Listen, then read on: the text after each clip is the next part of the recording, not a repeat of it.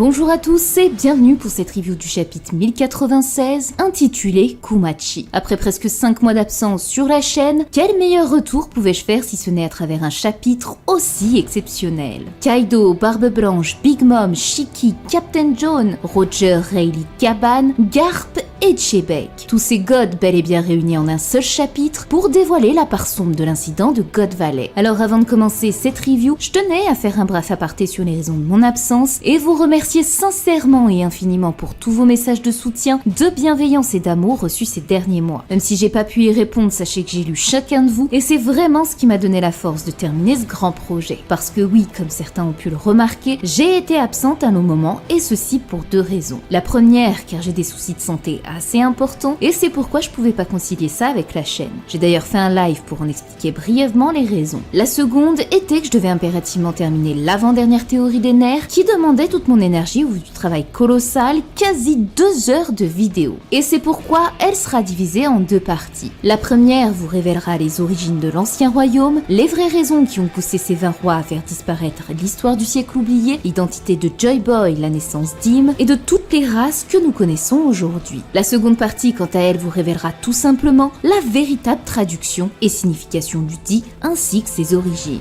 Je peux donc vous annoncer officiellement que ces vidéos sont terminées et qu'elles seront publiées dans les prochaines semaines en fonction des pauses d'Oda et des prochains chapitres. Croyez-moi si je vous dis que vous risquez d'être surpris et qu'il s'agit là du plus gros travail jamais réalisé sur la chaîne, aussi bien en termes de théorie que de montage. J'ai vraiment donné le maximum et j'espère sincèrement qu'elles vous plairont. Alors sans plus tarder, débutons cette review et pour fêter dignement ce chapitre et si vous êtes heureux de mon retour, montrez-le en explosant les likes, inondez les commentaires de cœur, mais surtout abonnez-vous et activez la cloche pour ne pas rater les prochaines vidéos sur la chaîne qui vont sans nul doute vous chambouler. Je vous en remercie chaleureusement. Je suis très heureuse de vous retrouver et à présent, remontons 38 ans en arrière et plongeons-nous dans les souvenirs de Kuma et du terrible incident de God Valley.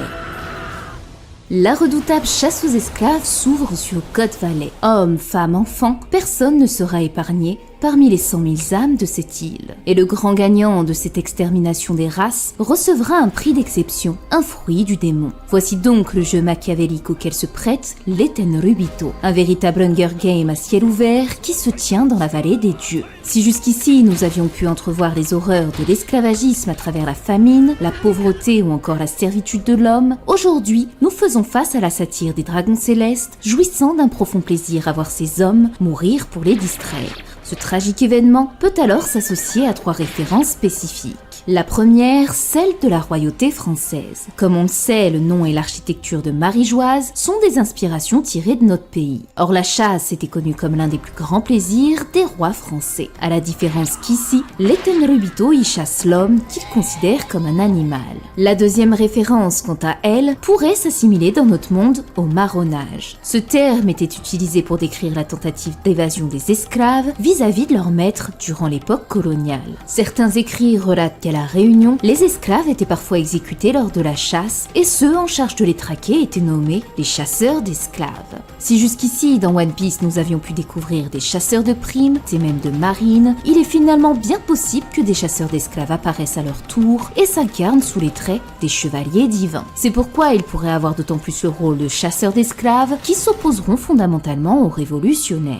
Enfin, le dernier élément notable est que God Valley n'était pas seulement une terre d'attraction aux dragons célestes, mais qu'elle regorgeait d'abondantes ressources. Ivankov expliquera clairement que ce massacre était en réalité un stratagème visant à expulser les autochtones de leur terre afin de s'approprier leurs précieuses ressources. Ce détail est particulièrement intéressant puisqu'il y a bientôt 3 ans, j'avais émis une théorie selon laquelle God Valley ne serait pas l'île d'Emeraude, mais bien une île du Far West révélée il y a 21 ans dans un color spread. Aujourd'hui, cette théorie semble bien confirmée puisque le design est précisément le même. Mais outre ce détail, ce sont surtout les peuples de ces terres indiennes qu'on va étudier, car l'un des animaux sacrés chez ces autochtones était justement l'ours. Cet ours qui prend aujourd'hui le nom de Kuma et qui parviendra à sauver plus de 500 habitants sur l'île. Mais cette terre sacrée est également connue pour ses formations de grès qui confèrent à son paysage cette teinte rougeâtre, ainsi que pour ses gisements d'uranium. 2 éléments se reliant à One Piece puisque que Redline semble initialement composé d'une roche similaire et constitué de plusieurs morceaux de terre. Alors est-il possible finalement que la scission que l'on perçoit de God Valley soit en réalité un élément qui est permis, il y a plus de 800 ans, à bâtir l'immense montagne rouge? Enfin, si la vallée des dieux était composée d'un gisement d'uranium, ceci pourrait expliquer ce qui a entraîné la disparition de cette île suite au combat titanesque des Rox, Garp et Roger, à l'image de l'affrontement qui eut lieu entre Kaido et Luffy, qui a inévitablement éveillé le volcan où sommeillait l'arme antique Pluton. Cette terre des dieux semble renfermer bien des mystères, et il nous faudra encore un peu de patience pour qu'ils nous soient tous dévoilés.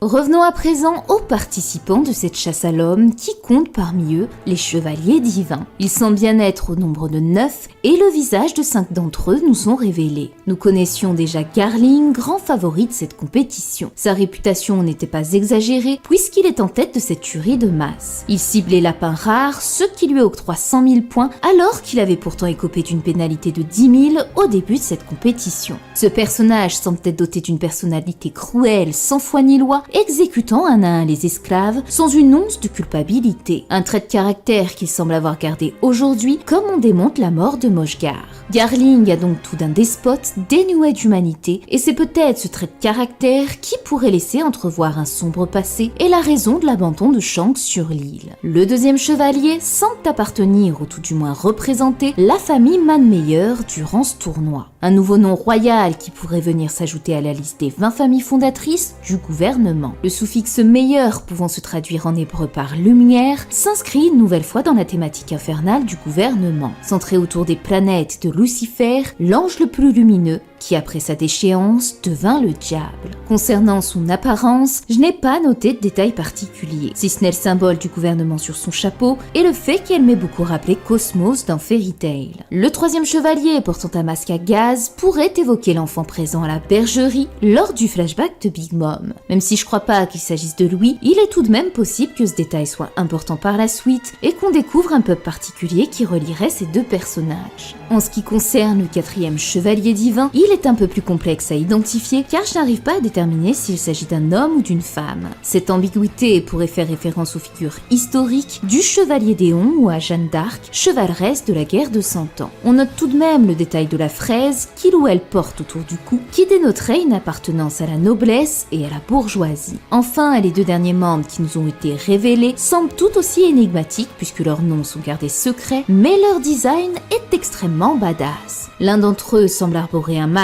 qui rappelle le visage de Belzébuth, l'une des têtes couronnées de l'enfer mentionnée dans la Bible, renforçant une nouvelle fois l'entité diabolique commune au Gorosei et à In. Ces 9 chevaliers divins sont donc très prometteurs compte tenu de leur importance dans ce chapitre, et nul doute que leur prochaine apparition nous apportera leur lot de révélations.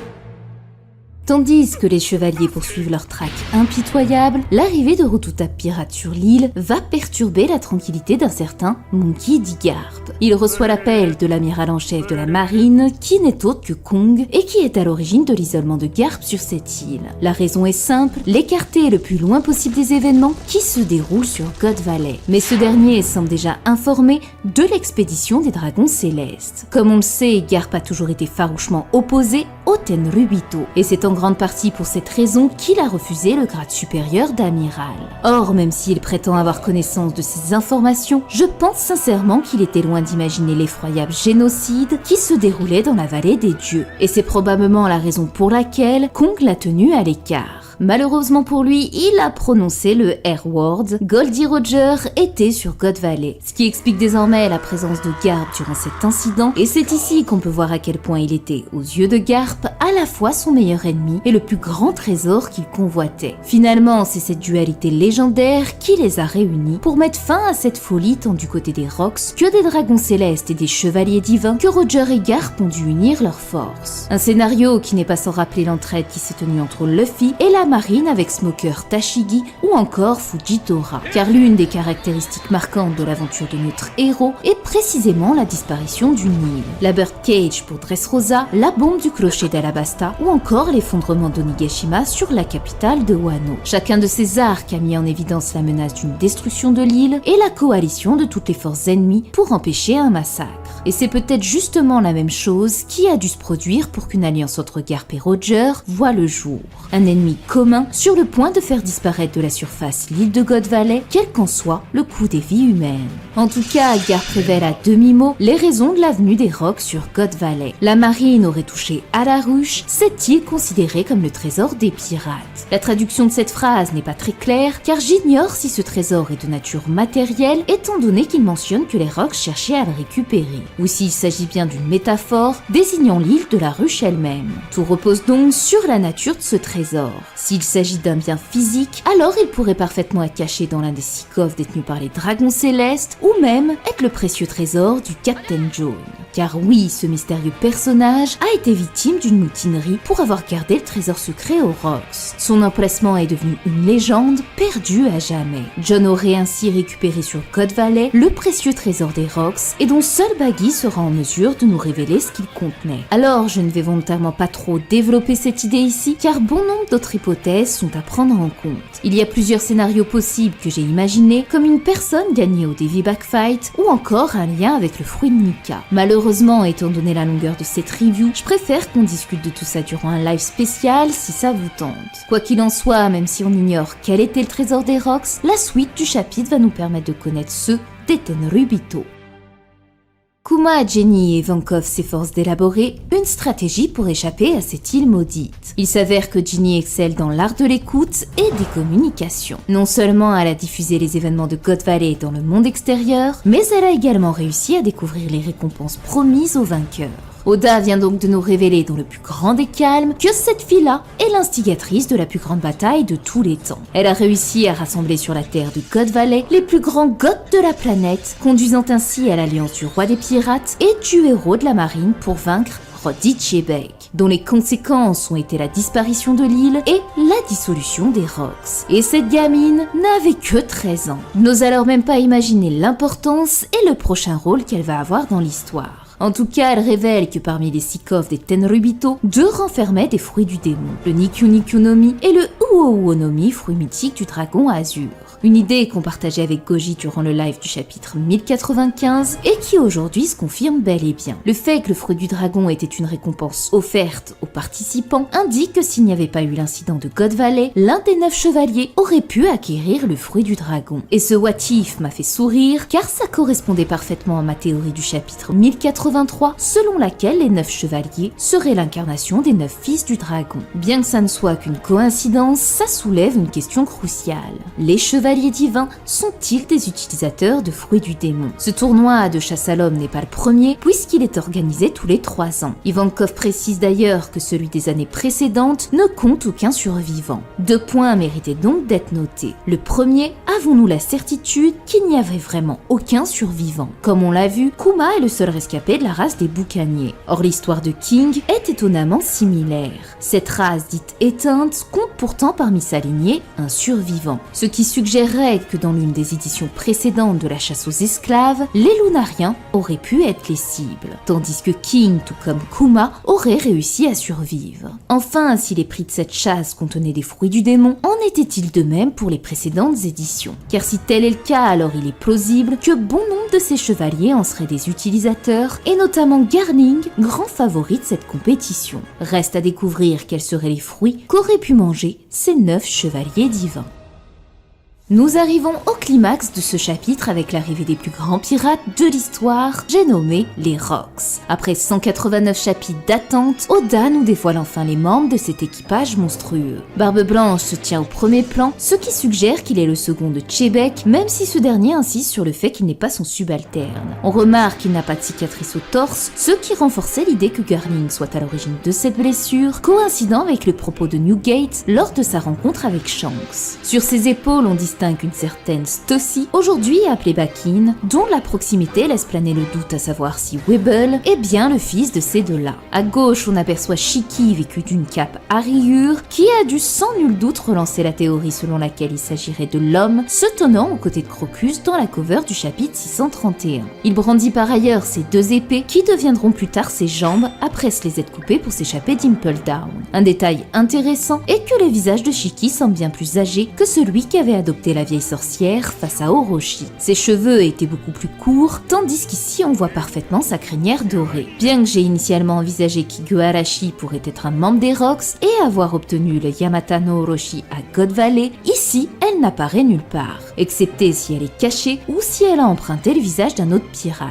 Car j'ai trouvé ça surprenant, d'autant que lors de sa rencontre avec Kaido, elle mentionnait ne pas l'avoir revu depuis l'incident de la vallée des dieux. Donc je reste assez perplexe à ce sujet, à savoir s'il s'agit d'une erreur de design comme on le verra un peu plus loin dans la review avec Roger, ou si cela est volontaire de la part d'Oda. Passé ces détails sur Shiki, on assiste à une dispute entre Stussy et une certaine Gloriosa. Et oui, l'ancienne impératrice d'Amazon Lily était effectivement une membre des Rocks, et quelle ne fut pas ma surprise en entendant ça. Car même si j'avais théorisé à l'époque que l'ex-impératrice d'Amazon Lily en était une, je n'avais pas misé sur la bonne pensant qu'il s'agirait de Wang Zi et non de Nyon.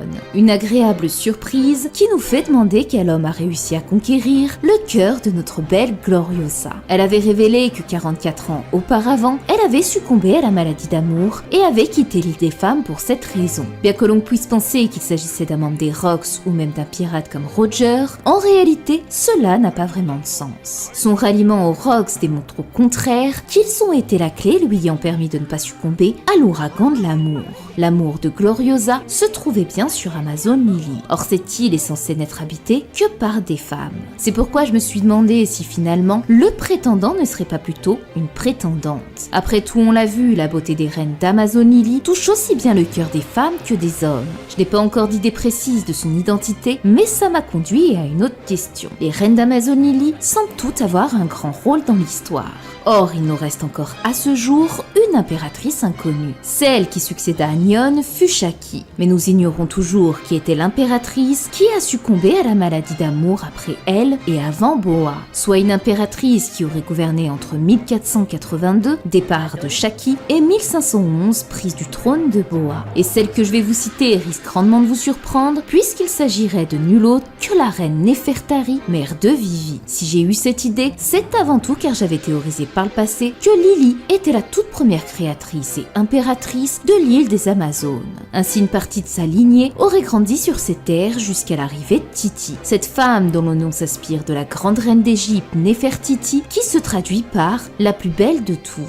Son mari porte le prénom d'un serpent, le cobra, et sa fille Vivi manie l'arme Kujaku, préfixe donné à la tribu de l'île. Toutes ces références à Amazon Lily feraient de Titi une parfaite reine. Elle aurait ainsi quitté très jeune cette terre et rencontré par la suite Cobra. D'autant que Vivi est née en 1506, ce qui respecterait parfaitement la chronologie de la prise de pouvoir de Boa en 1511. Mais passons désormais aux deux Rocks les plus célèbres, Kaido et Big Mom. Bon, j'ai littéralement hurlé en voyant ma main, vous connaissez mon amour perso, je vais pas en dire plus si ce n'est mais quelle bombe atomique. Vraiment, cette femme est sublime, un flot qui atomise toutes les autres, mais ce qu'il faut surtout retenir est qu'elle était enceinte de son 30e enfant. Oui, c'est cette même année qu'elle a pondu Mondor. Mais outre cette dinguerie, on remarque tout en bas de l'image Strossen qui était donc présent durant l'incident de God Valley. Je vais pas m'éterniser davantage sur ces personnages puisqu'ils sont ceux dont le passé nous a été le plus révélé. Ce qui nous amène aux membres restants de l'équipage et à ce stade, les choses deviennent très intéressantes. Si on savait que Captain John, Wang Zi et Hache d'Argent comptaient parmi les Rocks, on ignorait leur design précis à cette époque.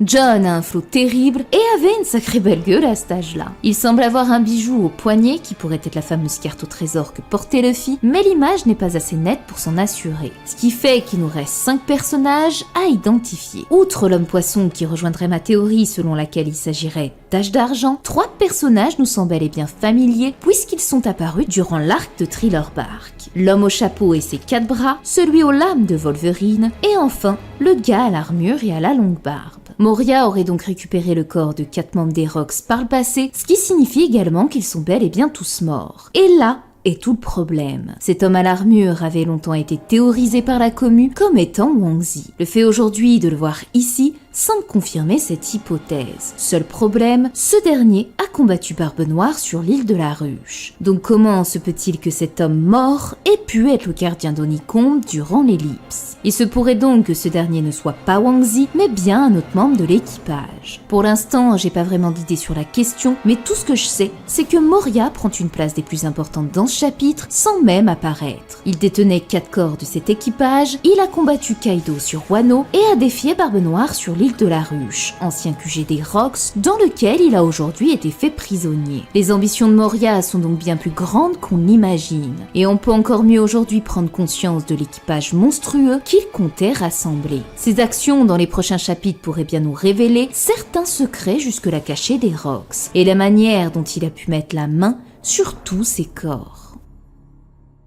Après avoir examiné les membres de l'équipage des Rocks, il est temps de passer à leur plus grand adversaire, l'équipage de Goldie Roger. Au-delà d'un flot monstrueux, son visage rappelle beaucoup celui de Ace lorsqu'Oda l'avait dessiné à 40-60 ans. On note par ailleurs que Roger porte son chapeau de paille et n'a pas encore sa célèbre moustache. Ce qui est assez surprenant, c'est qu'Oda ne semble pas avoir respecté le design original du film et des croquis de Red. Lors de la découverte de Shanks sur God Valley, Roger portait bien sa moustache et son chapeau de pirate. Alors est-ce une erreur ou un choix délibéré de sa part d'avoir changé ce détail? J'avoue ne pas trop savoir.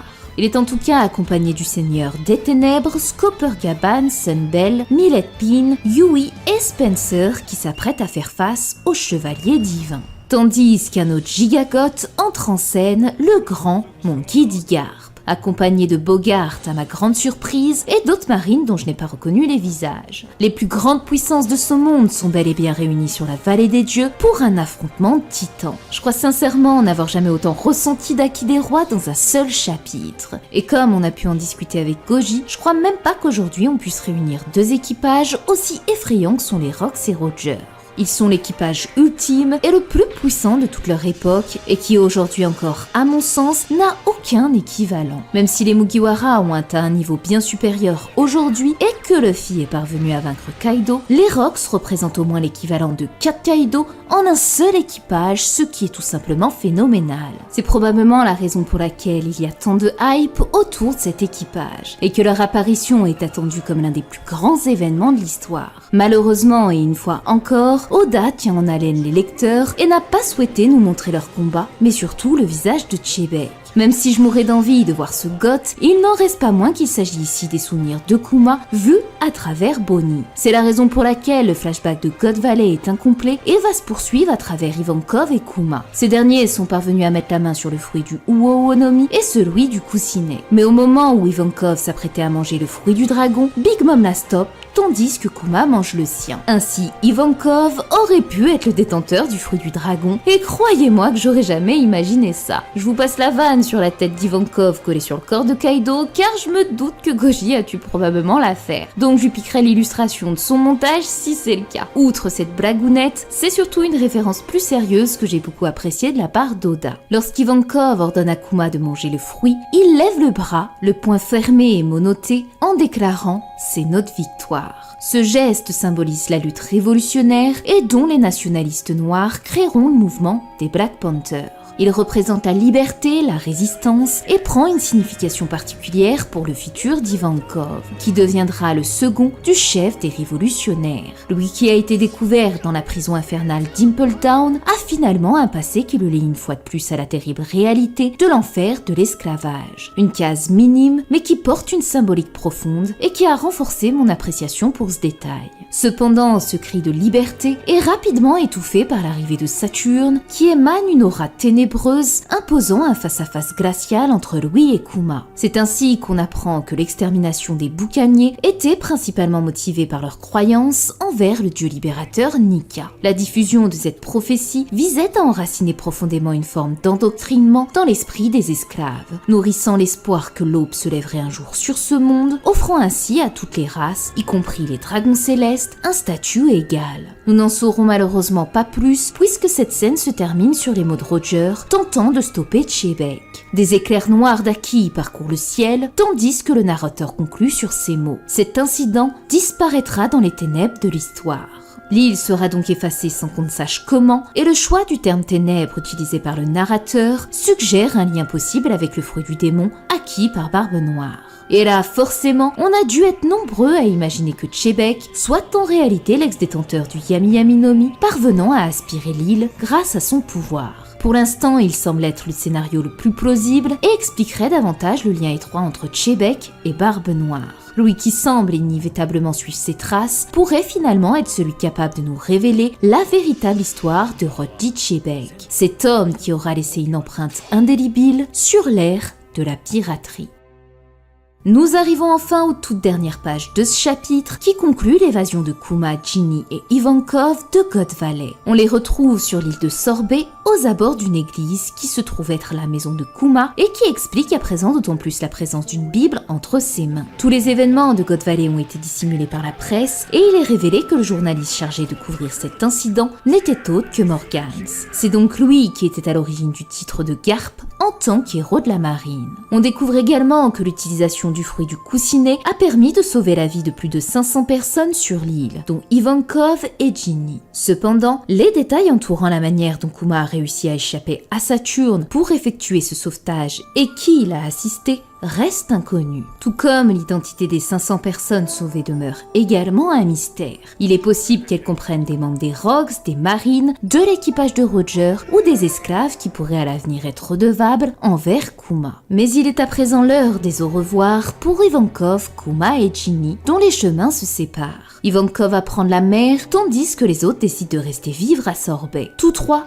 vont donc enfin connaître le vrai sens du mot liberté. Une scène déchirante de par les mots qu'emploie Kuma envers Ivankov. Je ne t'oublierai jamais. Or aujourd'hui, Kuma, ce garçon si joyeux et souriant, n'est plus que l'ombre d'une machine qui à 2 reprises n'a pas su reconnaître le visage de son ami. Ce qui rend d'autant plus riche les mots d'Ivankov sur Marineford. Qu'a-t-il bien pu arriver à notre cher Kuma? Son passé déchirant et son envie de sauver le monde l'a conduit à passer un pacte avec le diable sans qu'on ne sache pourquoi ni comment. Cette dernière double page où Kuma et Ginny vivent librement en mangeant à leur faim va en réalité devenir le commencement d'un véritable cauchemar pour nos 2 protagonistes. C'est ici que va se jouer tout le flashback de Kuma ainsi que le secret sur la naissance de Bonnie et qui va nous mener à la partie théorique de cette vidéo. Tout d'abord, différents détails étaient à noter sur cette double page. La scène où Kuma apporte le bois fait référence au dessin qu'Oda avait fait lorsqu'il était enfant. Quant aux 2 petits garçons qui l'attaquent, beaucoup de fans ont pu le remarquer, mais il semble bien s'agir des 2 membres de l'équipage de Bonnie. Ce qui suggère qu'il pourrait connaître les vraies raisons derrière la réputation de Kuma en tant que tyran, et expliquerait pourquoi ils ont voulu protéger Bonnie en l'accompagnant sur son navire.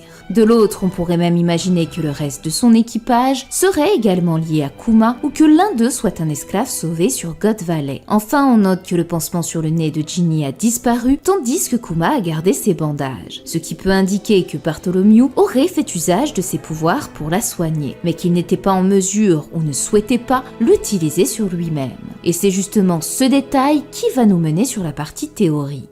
Tout semble laisser croire que Ginny serait en réalité la reine douairière de Sorbet qu'on connaît aujourd'hui sous le nom de Connie. Et on ne peut évidemment pas nier qu'il est très possible que cette dernière soit la mère de Bonnie au vu des traits de ressemblance et de la proximité qu'elle a avec Kuma. Malheureusement, je suis incapable de garantir qu'elle soit bien sa mère et que Kuma soit bien son père. Il est même très difficile d'émettre une vraie théorie au vu du peu d'éléments dont on dispose. Ce que je peux cependant écarter, c'est le fait que Bonnie et Ginny soient la même personne. Même si Oda leur donne à toutes 2 le surnom de Glouton, il avait déjà dessiné par le passé Bonnie enfant et elle ne correspond pas physiquement à Ginny à cette époque. On peut donc partir du principe qu'il s'agirait bien de sa mère. La seule chose qui me fasse douter sont ces taches de rosseur que Bonnie ne partage pas, qui est pourtant une particularité physique commune entre Ace et Rouge par exemple. Mais admettons qu'il s'agisse bien de sa mère, ceci nous laisse envisager 2 hypothèses. Le premier scénario se baserait sur la répétition de thèmes que l'on observe souvent dans l'œuvre d'Oda. Lorsqu'un bon roi est déchu et détesté par son peuple, c'est généralement dû à l'influence d'une personne malveillante, comme ce fut le cas de Doflamingo avec Riku ou encore de Cobra et Crocodile. Quand bien même Kuma Kuma a pu servir et sauver le peuple de Sorbet, il n'en reste pas moins qu'un événement tragique a pu se produire et que la responsabilité soit mise sur Kuma, prétextant qu'il était de la race des boucaniers. Sans oublier que Ginny, elle aussi, pourrait appartenir à une race spéciale puisqu'elle était sur God Valley. La rumeur selon laquelle l'un d'eux pouvait être dangereux aurait ainsi éveillé une peur chez les habitants et provoqué un drame historique sur Sorbet. La seconde hypothèse, quant à elle, concernerait tout simplement le fruit du démon de Kuma. Dans ce chapitre, on le voit retirer la douleur des deux enfants, mais ne la remet nulle part. Or, lorsqu'il avait retiré celle de Luffy, il a eu besoin d'un réceptacle en la personne de Zoro. La différence notable que j'y vois est que Kuma venait seulement d'acquérir ses pouvoirs, tandis qu'à Thriller Bark, il était assez âgé pour comprendre comment ces derniers fonctionnaient. Ce qui m'a amené à me demander si finalement, la main de la libération ne serait pas devenue la main du démon ayant ouvert la boîte de Pandore. En retirant la douleur à chaque personne qu'il a pu croiser, ce dernier aurait contenu quelque part tous les maux de la terre. Un peu comme ce que l'on voit sur Egghead, où tous les souvenirs et par extension les douleurs de Kuma sont entreposés. À un moment donné, cela aurait eu de terribles conséquences dans le royaume de Sorbet, aussi bien pour le peuple que pour la personne qu'il chérissait le plus, Ginny. Quelque chose ou quelqu'un aurait alors libéré ses mots sur l'île, faisant de ce fruit libérateur un véritable fruit du démon. Naquit alors le surnom de tyran de Kuma, dont le peuple aurait chassé. Resterait à comprendre la naissance de Bonnie et le lien existant avec Ginny et Connie. Comme pour l'instant nous ignorons s'il s'agit bien de la même personne et si l'une d'elles est la mère de Bonnie, c'est très compliqué de théoriser. Mais si tel est le cas, alors on peut imaginer que la naissance de Bonnie a été la métaphore de la boîte de Pandore. D'où le nom de Jewelry, le bijou. Ginny serait morte en lui donnant naissance, tandis que Kuma aurait fui Sorbet pour tenter de protéger Bonnie. Seul problème à ça, je ne comprends pas encore la place de la reine Connie dans cette histoire. Et c'est pour cette raison qu'il me faut encore un peu plus de temps pour analyser chaque détail dans une vidéo adaptée. En bref, comme vous l'avez vu, le passé de Kuma demeure une véritable énigme, et d'autant plus en ce qui concerne son enfant Bonnie. Ce chapitre semble clore le flashback de God Valley pour continuer à nous plonger dans les souvenirs du révolutionnaire.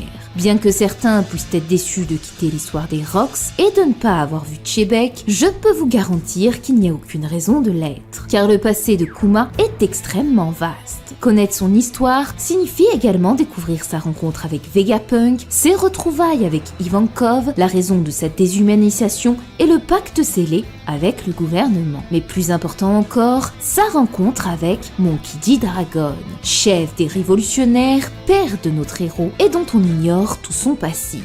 Si jusque-là nous avons découvert des fragments du passé de chacun de ses membres et de l'esclavagisme permanent qui les ont touchés, Koala, Kuma, Ivankov et même Sabo, nous ne savons pratiquement rien sur l'homme qui a créé ce mouvement révolutionnaire. Sa première apparition remonte au chapitre 100 et aujourd'hui, dans un peu moins de 4 chapitres, nous nous apprêtons à atteindre le 1100e. Alors je ne peux qu'espérer croire que les prochains chapitres de One Piece vont être démentiels et que nous allons enfin pouvoir découvrir la véritable histoire des Monkey D.